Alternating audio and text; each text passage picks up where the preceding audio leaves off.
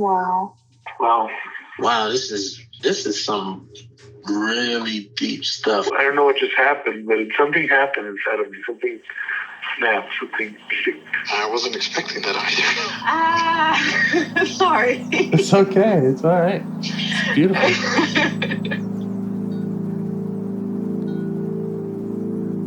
Monster is like really small, but it had to become that to stop me. And then the hurt child became present when you mentioned it. And I didn't realize this until now. There were things that I didn't remember until now. Funny. I haven't seen that before. It feels like I'm the monster.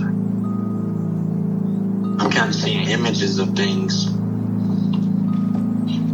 Of a world where they can exist.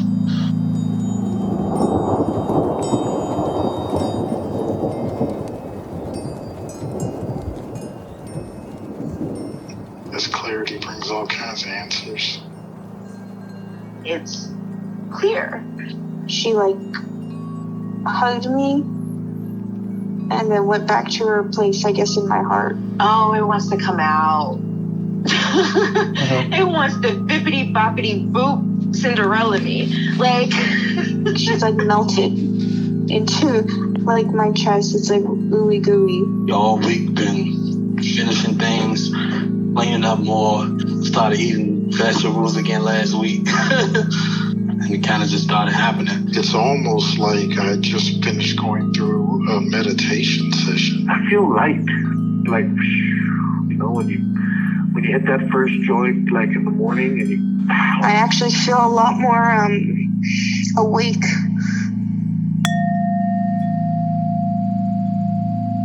I think the problem with having an infant exile is it's so foundational. Yes. And it's so undermines your sense of basic okayness. Right. Really root level.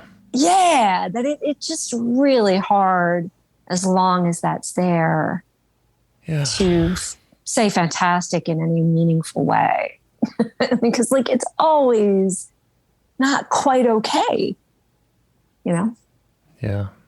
At some very basic foundational root level. And that I think is, it's the most painful thing. Because I think I have exiled protectors that layer on top of that, but I don't have, we mentioned this in the last session, I don't have a ton of traumas.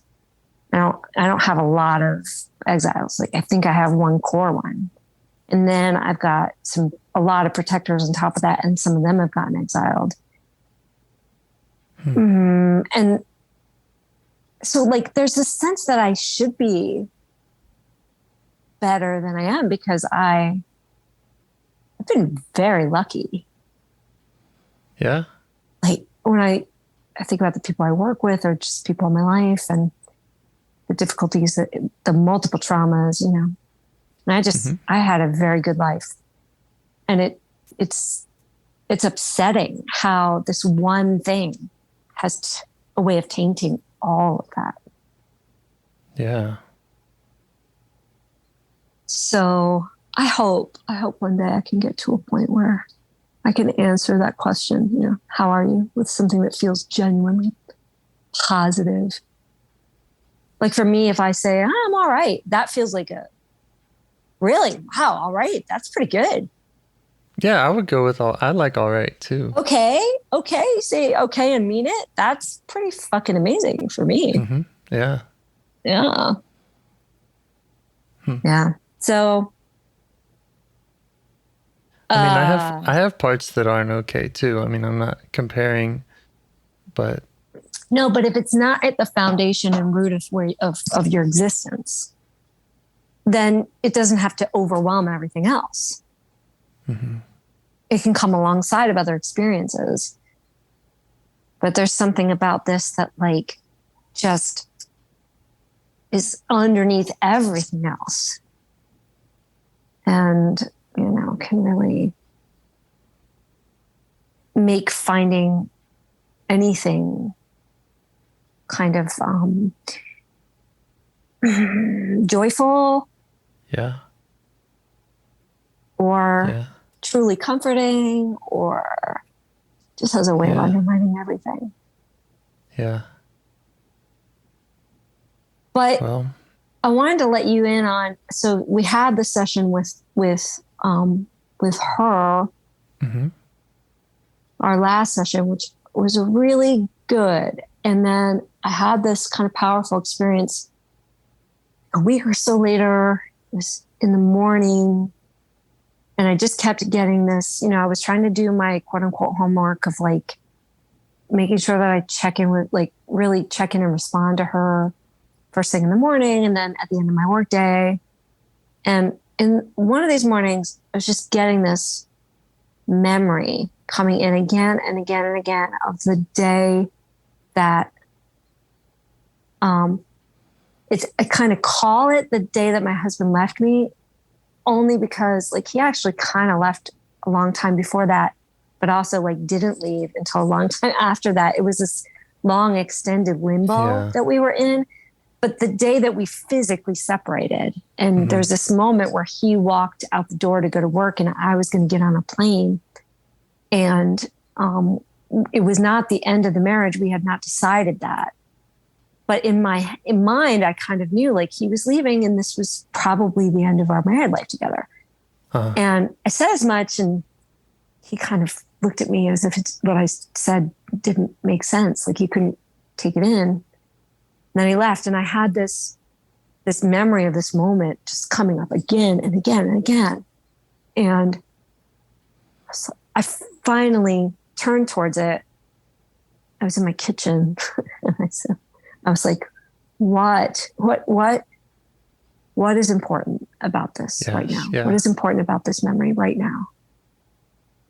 And I just felt, because this is nonverbal, it's just this felt sense, this intuition, that I needed to be able to tell this part that she didn't deserve to be left. That no matter how difficult I had become in the marriage, that I didn't deserve that. I didn't deserve to be left. Mm-hmm. Yeah. And I had trouble saying it and meaning it, but I just kept saying it until I did. Okay. Yeah. Just at it, And it felt powerful. Like, obviously, even now, it feels kind of powerful to touch into that. Yeah, sounds powerful. So the part was saying, the image, the memory was coming up. You turn to it and say, what's important about this?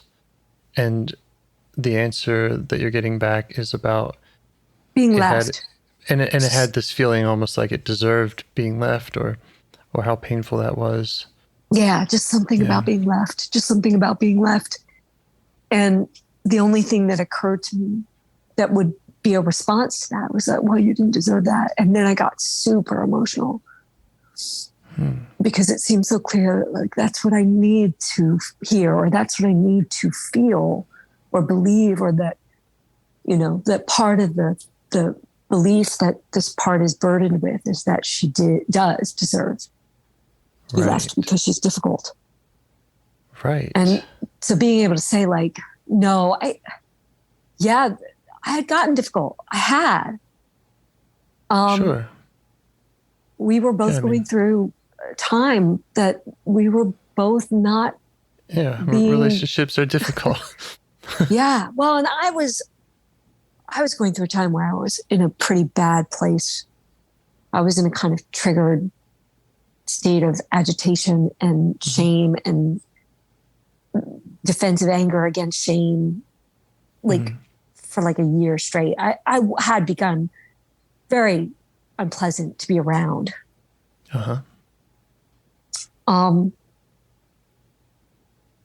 In a lot of ways. And it's just very easy for that part of me to think, that means I deserve to be left. And like, I actually don't think that's true. I think that, like you said, relationships are hard, marriages are hard. You go through things. And I have always been a person who has been open to, I have that defensive part for sure. But I'm also never like not willing to work on me. Right. And I was committed to the marriage, and I was a really good partner in other ways consistently. And it didn't matter. Like, yeah, I got pretty unpleasant to be around, but I actually, that did not mean that I deserved to be left. And so you responded in that way. It was hard. And at first you maybe didn't feel like you believed it. You kept doing it. And then how was it the connection with that part? I think that there was not a complete unburdening, because there's other things that she's still holding on to. Yes. But I do think that there was something unburdened in that moment of like letting go of the idea that being imperfect or in distress or struggling means and that however I cope with that, means that I deserve to be left. Yes. I think that was one belief that like kind of, I don't know if there was a formal, like there was no ritual of like giving it over to any of the elements or anything like that. But it was kind of like, I just took it. I just kind of took it and said, no, I'm going to take this from you. I don't think that's right.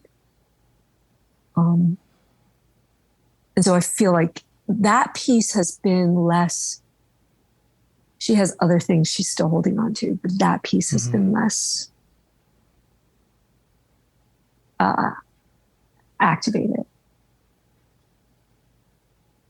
That's great. And I think that definitely came out of the work that we did the last session.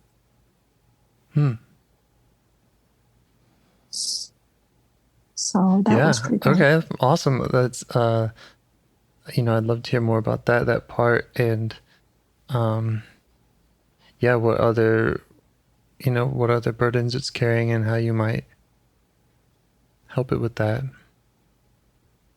Yeah, I have some trailheads about that.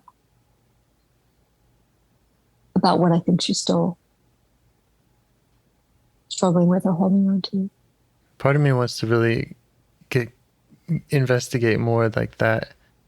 I'm just picturing you there in your kitchen and that, how you're using these tools or showing up in this way with this part, and kind of your thought process and the ins and outs and what it was like to not feel like you believe it, but to say it, kind of all of that. And I don't know if any of that would be useful for you, and it might just be me being, just whatever, curious about that for some way. But we can go there or not. So if you were to start to go towards your curiosity, what would you be asking me first? I think that's my hesitance, is that I'm not sure sure so much how to ask. I guess I would want to know, my strongest curiosity is about your experience.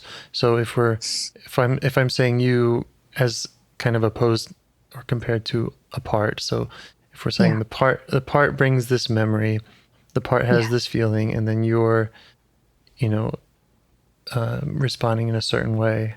I'm mostly curious about how you came into that, and how you came into that kind of sense or self or being or response, and like and what it was like to be saying, you don't deserve this, especially considering that like at first you felt like you didn't believe it. And so that's why it's hard for me to even ask, because I'm asking about, I think the struggle to believe it is a little bit just the battle of, so if you remember that our last session, there was this kind of toggling between like trying to find that sweet spot of connected with it enough to feel it without being blended too much to have self. Right. And that like I would feel a little overwhelmed at the feelings, and then it would back off a bit. And I think, it's hard to distinguish what part of me was struggling to believe. I mean, I intellectually understand that self knows that I did not deserve to be left. And it's this part of me that struggles to believe that. And so when I was struggling to believe it, even as I was saying it, it was almost like just the parts disbelief. And I almost had to kind of like, this is going to sound not quite right, but it was like I had to kind of muscle self. I had to like fight to not be blended with that, with the disbelief. Right. Okay. And just kind of come from what I must know is true, even if I couldn't, this other thing was coloring how I was feeling about it. Yeah. Now it's like a deeper wisdom, a deeper knowledge that was just getting colored by the emotional belief of this part, So it was just kind of not easy to have enough self, Right. Yeah. You're blended, and you're having that kind of inner battle. And so I just had to keep saying it until there was enough self there for it to feel true. And I feel like it's something I probably, like even now when I say it, there's still that like, really? Kind of feeling behind it. But it's not. So I don't know if it was a total unburdening of that belief, but there's just a lot of relaxation around it. It's not the most active thing.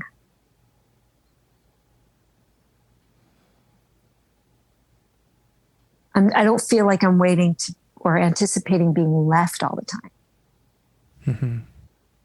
Like if I screw up, it's not. So here's one of the trailheads.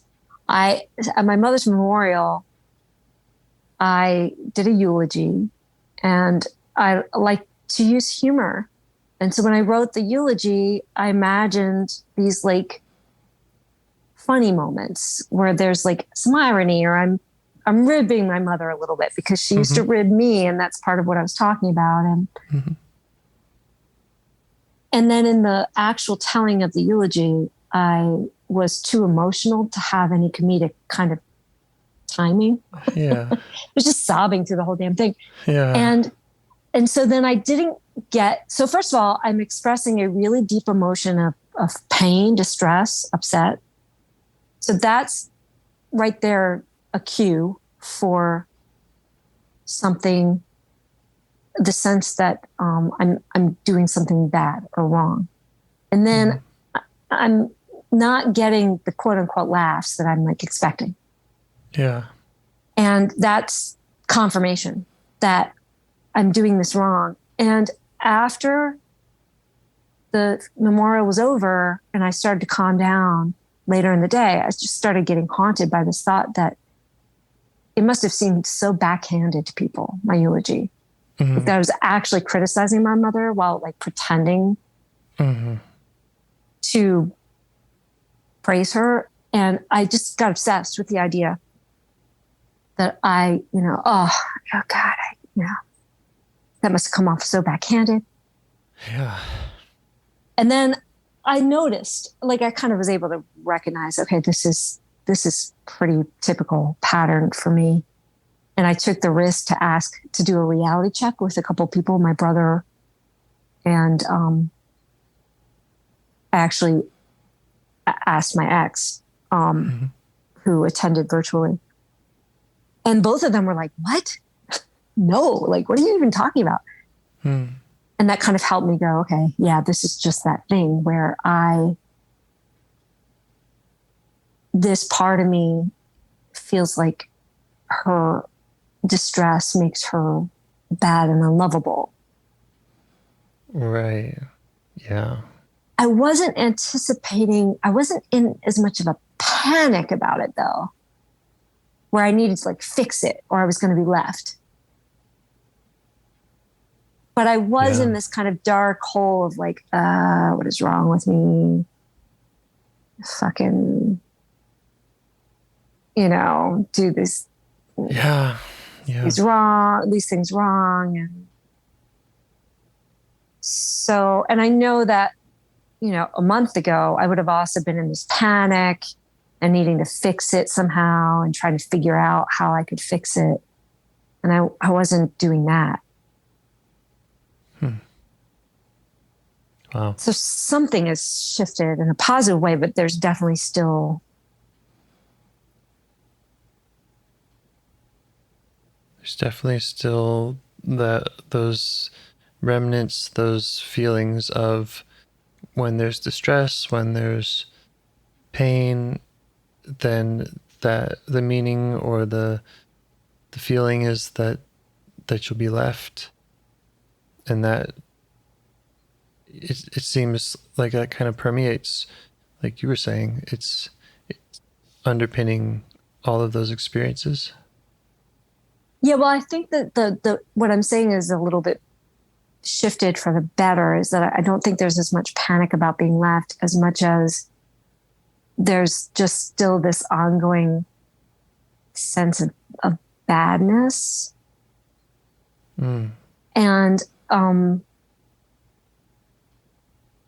And then a longing, a yearning for some kind of just heartfelt response.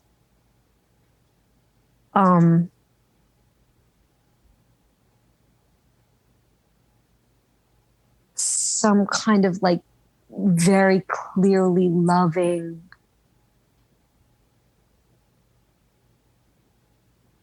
response to me. Yearning for that? Yeah, which I think is, if I were to name the thing that underlies everything all the time, I guess there's two. There's the sense of like badness, and then there's this yearning for reassurance of goodness, of someone experiencing you as good. Yeah. That's the core kind of experience of this part. And there used to be a lot of panic about being left when I wasn't being good. But it's not as much panic anymore. It's just this kind of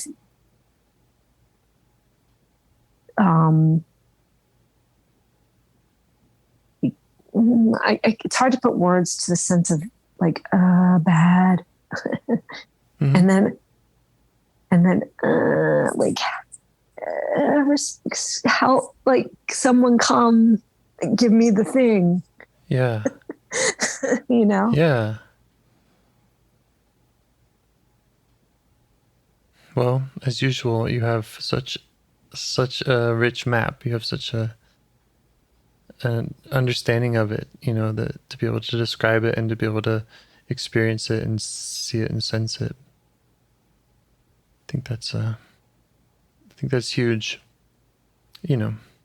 compared to I don't feel good and I don't get it. I don't know why, to be able to see all that.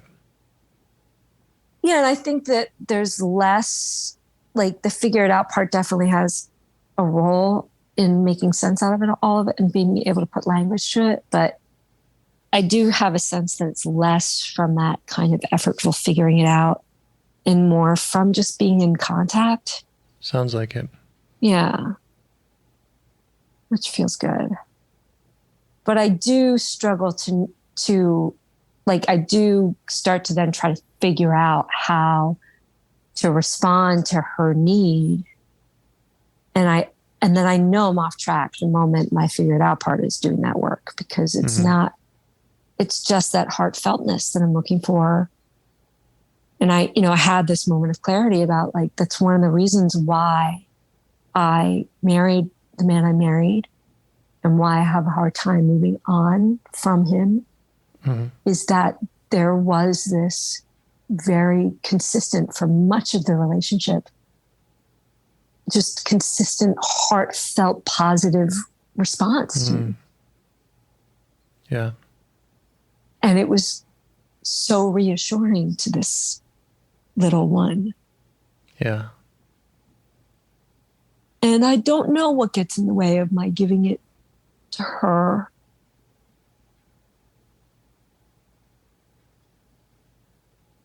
Yeah, well, maybe we can find out. And yeah, I mean, I think that's the whole thing. It's like, what is in the way of just me responding to her with that? I'm smiling. I'm in total agreement that that's a great direction to be going in, or to have that kind of set out as, that let's try that. Like, this is what this part needs, and something's in the way, and figuring that out and then giving it to her. Yeah, because it's like, sounds like a great plan. I sometimes I'm thinking about, so my father's dog is just like one of the most adorable creatures you ever come across. And she's needy as fuck, man. Like she's pretty clear about it. She's pretty demanding. Like she will tell you when it's time for you to be on the couch with her. Enough already with whatever you're doing. Get over here now. Right. And put the phone away. Stop with that now and just be with me and just love on me. And when she does that, I find it totally adorable. It's hilarious to me. And I think she's like, yeah, I'm a little bit like, oh, super demanding. But I also am totally charmed and like, you just need your love. That's adorable. And it's so easy for me to respond to her neediness that like, she does it in a pretty demanding way. And it's very cute because she's a dog and she's being like a very personified, but she's basically demonstrating this need, right? She's going, come here. Right. And I always respond to that with a smile, with like, right. So what is, and I know I'm trying to figure it out again, but like, I really. Yeah. Well, I mean, you might just kind of direct that question inward and maybe less from a figuring out, but I mean, it's being curious. It's what is the part that doesn't want me to connect with this other part or any part, whatever, in this heartfelt way? What part struggles to feel warmly towards her need? I have some pushback on that, how that was phrased. Oh, really? Only because I don't believe that parts need to feel warmly towards each other. No, self will feel warmly if I have access to it, but like some part of me seems to be blocking that. Yeah. Doesn't. The way you asked it was like, what part doesn't want to feel warmly towards her or something? And I'm saying like, what part doesn't want me to feel warmly towards her? Right. Yeah. Could be the same, could. I think it's what I meant, but I hear you. Yeah. Yeah.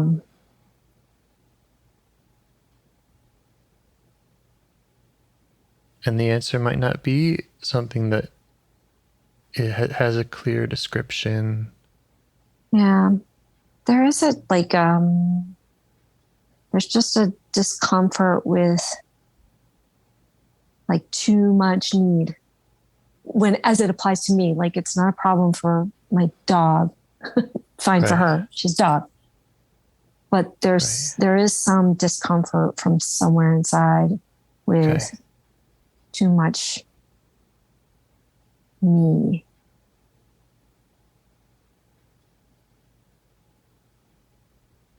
Did you use the phrase too much need, or were you saying too much me? Both. Okay. Not exactly interchangeable, but close to interchangeable. Well, I would start with where in the body does it feel like it comes from? That's hard to locate. I didn't give you your minute meditation. Are you okay? Yeah, I was letting you off the hook this time.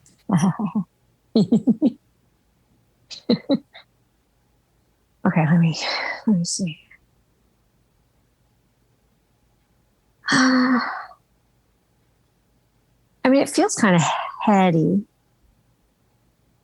I think there is a body feeling associated with it, but like the strongest sense is like it's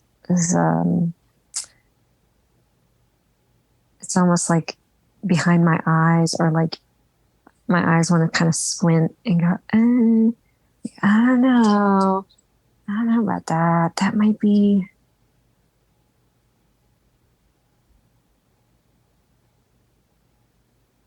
Yeah, it's like a generalized discomfort, like very mild, kind of crawly out of my, like you say crawl out of your skin, and that feels very extreme.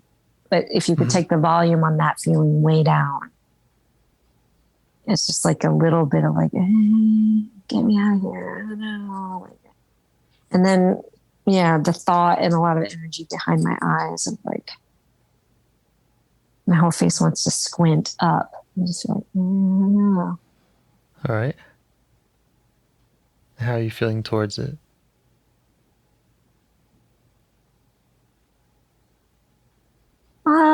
Pretty neutral. A little curious. I have some like surface understanding already of why that might be.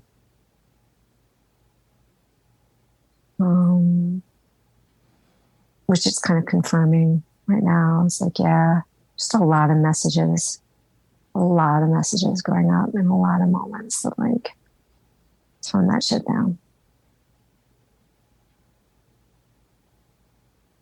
The part is wanting to turn the messages down that you heard growing up?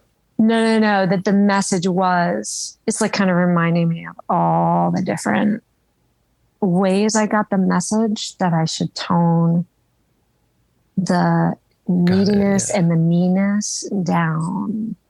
Yes. Okay. Yeah. So that makes sense to you that this part, that you got a lot of those messages. Yeah. And again, it kind of makes sense. Like, I don't need to be in a panic about being left for this still to be a thing of like, you just get the message again and again, like, bad. Like, we don't like that. Not that I'm going to leave you necessarily, but just like, don't do that. Like, yeah. Yeah.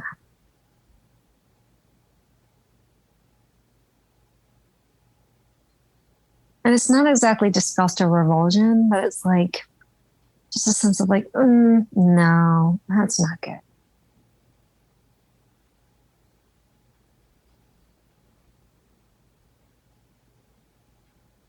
So, are you connecting with that part? Can you just let it know that you see that? Yeah, not that it makes sense to me. Mm-hmm. Yeah, and I'm just appreciating that would be hard to get out from under when it was so kind of consistent. Yeah. Coming from so many places in so many different ways.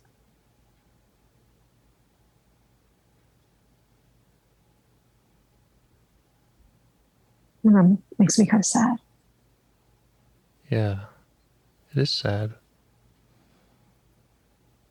Are you okay just being with that and showing it that that's sad to you? Yeah.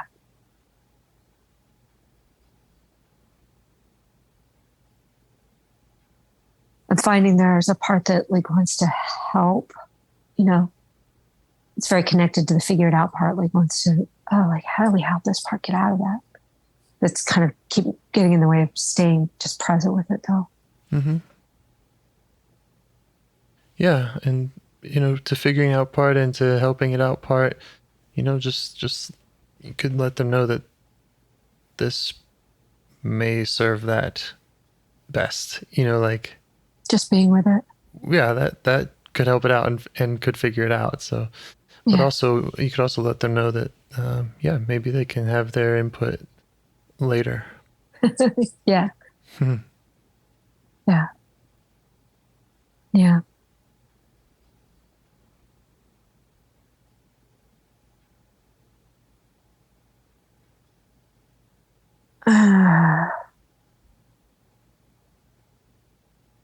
That it's not quite the blankness, but like just the sense that it's hard to stay with something. Mm-hmm. You know, I don't know why. There's something hard about staying with this, staying with the part that, you know, kind of knows that too much neediness or too much me-ness is a problem for people. Yeah. I don't know. There's like is some difficulty in staying with that. Okay.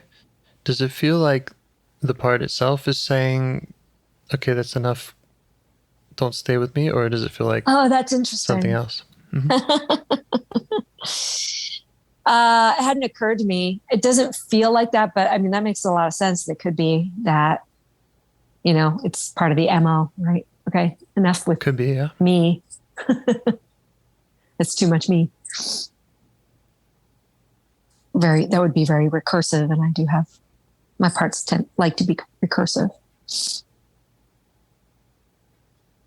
Yeah. So what if I'm kind of saying, does it feel like it's too much right here, right now? Or is there something else that makes this hard? Right. I mean, it's just painful, you know. Yeah. It's sad. It's painful. And, you know, we're not trying to just go back and experience that for the hell of it and to, you know, to prove a point or anything. It's about understanding and witnessing with this part. So you can kind of negotiate with it around titrating that. I just want to ask you, since the leaving me thing isn't as activated, like what is it afraid will happen if there's too much need? Great, yeah.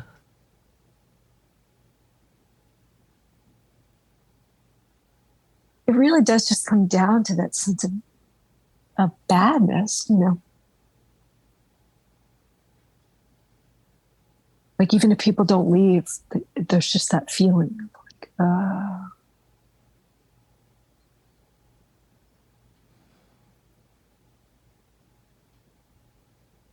that I just don't want to feel. I don't want to feel that. Yeah.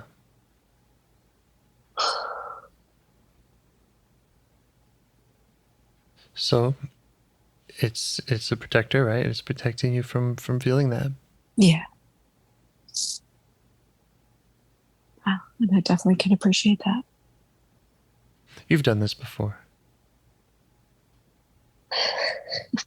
I'm commenting on how well you know this model. I know that's what you're doing. Can you guess what happened to me though when you did it? Have you come to know me well enough yet to guess? To guess what? What happened to me when you said it though? Because you were complimenting me about how did some part heard that as like, oh, I'm not letting him do his job. Too much me. Yeah, damn it. I'm not making space for you. Yeah, I know. I wanted to do all the talking.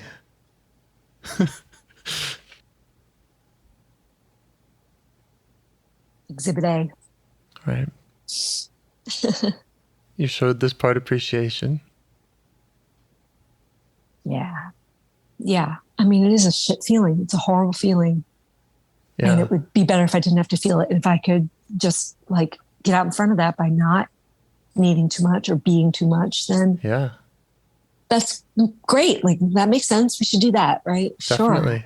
Sure. How long has it been doing that job? Oh yeah, forever. Mm. As long as I've been around. Yeah.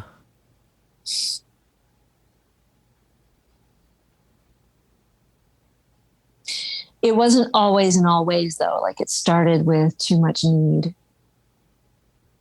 which, you know, when you're an infant, like is kind of there is a lot of, it's not all of who you are, but like really when you just come out of the womb, there isn't much to you. Right. Yeah. But need, like you're just this needy thing. That's right. Ball of needs.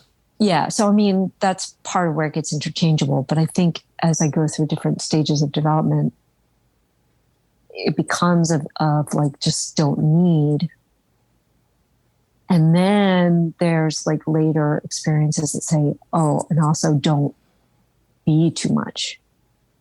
Not just don't need too much, but don't take up too much space. Don't infringe on other people's energy in any way. Mm-hmm. So it kind of like builds layers upon layers over time until it becomes like kind of all encompassing of like just generally don't. Yeah. What would it rather be doing? Oh, that's a good question.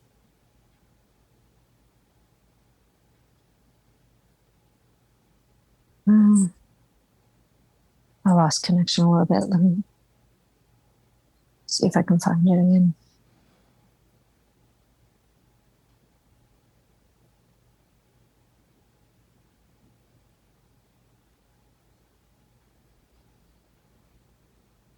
I just get the sense that it's one of those instances where it's been doing this so long that thought is so foreign that it just doesn't even know what to make of that question. Mm-hmm. You know, some protectors are more kind of available to that than others, I think. Right. This one was just like, what? Yeah. Well, you could ask about, you know, its experience of that job, and maybe you already have gathered that, but just kind of like, how does it like doing that? It's tired. Yeah. It doesn't like dislike it exactly, but it's just, you know, because it just feels necessary. So it's like, well, you know, it's really important, but it's very, very tiring. And there is just a sadness to it, you know. Like it's aware that it's a sad thing.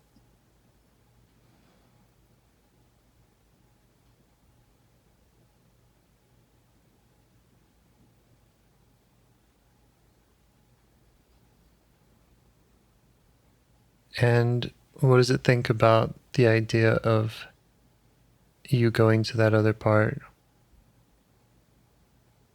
so that it wouldn't have to work so hard? Well, I think that's almost where we start. Like it's really uncomfortable. It's really convinced. Mm-hmm. And I'm very blended with this belief that who I am is really too much. And what I need is really too much for, if not everyone, like many, if not most people. Okay. And so the idea that I would heal the part of me that feels what the need, like what is, I'm not even sure I know what this means. When you ask that question, James, like which part are you talking about? Which exile are you feeling is the one you go to? The one I've been talking about, obviously, but like, what am I asking you? What is the thing we would burden it of? Just the feeling of being bad? Yeah, that's what it would be. Sorry, I answered my own question. Great.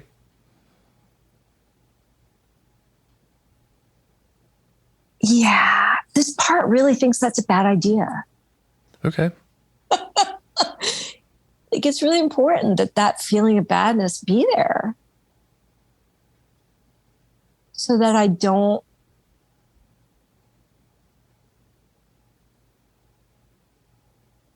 it's muddy about whether it needs to be there because it's true versus because of how other people will respond to me. Yeah.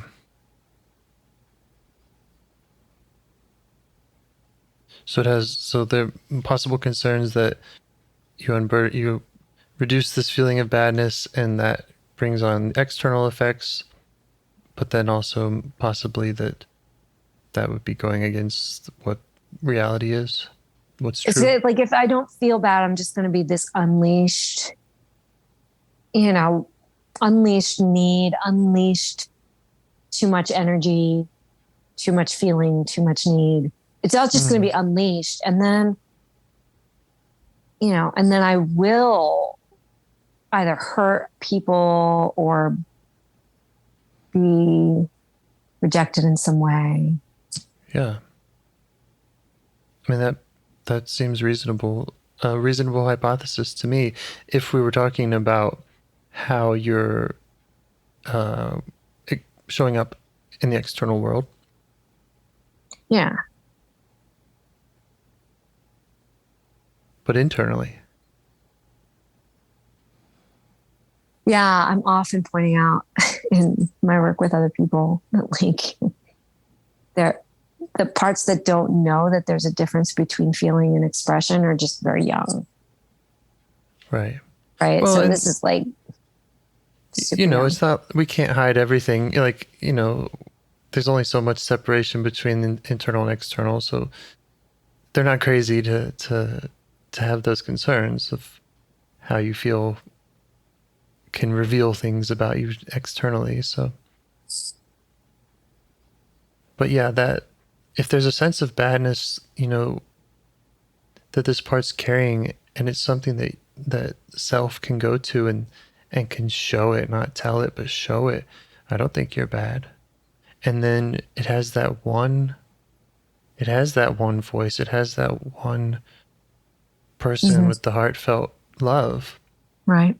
Yeah.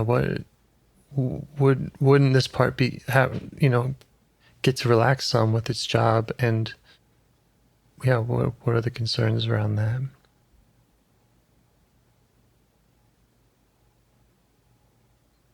Yeah. Like it's it's just having a hard time wrapping its head around what that is or would look like, or okay. It's just how does it feel about the way? How does this part feel about the way that you've been with it in this conversation?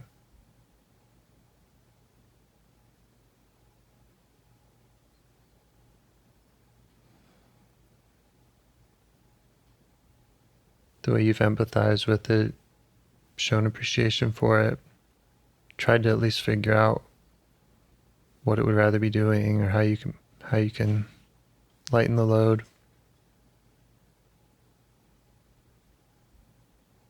I guess there's some sense of like appreciation for that. But mapping that on to the other, like, this is what I would bring to the other part.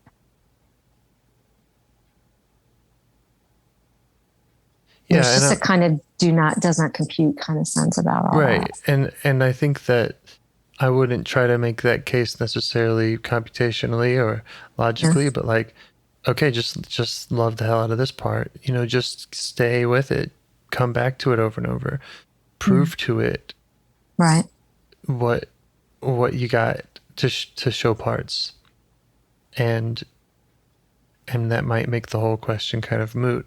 It'll say, oh, yeah, this is great. I mean, I don't know where it goes, but I think it is pretty clear that the job for now is to just hang out, like I have been with some of these other parts. Like you always encourage us to, right, just hang out with this one who. That's it. Is like very aware of too much. Yeah. Yeah. And you're aware of where that comes from, and you in this part both agree that that's kind of a sad thing, and it's worthy of your time and attention. Yeah.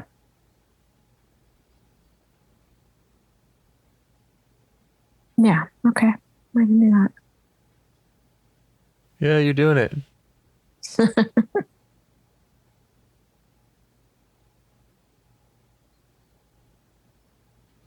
Yeah. So I think that's a complete moment. Wonderful. Thank you, James. Thank you. How's it feel? Good. How about you? How do you feel about it? I feel fantastic about it. I feel wonderful about it. Yeah. No, I know, but we chat afterwards about how you feel about how you did and all that. So Yeah.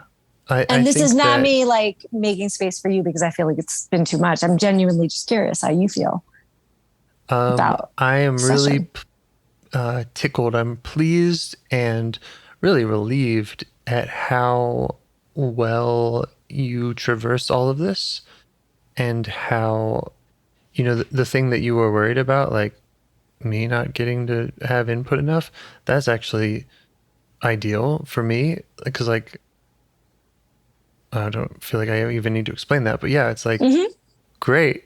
That's what I want is I want for you to have that self-leadership, and Yeah. but also, yeah, it just, really makes it easy for me. I'm not feeling like I have to come up with clever things to say, and it's just really nice to be able to see that. So Yeah. Well, but it is, and I think you know this, but just to reiterate from the other side of it, even when you are able to step back and let that process do what it's supposed to do, there is a reason why sometimes it's easier or better to do this work with someone than just by yourself. Oh yeah. And, your presence and the questions you ask and the way that you respond, there is always a gem in there. It may not be a clever gem,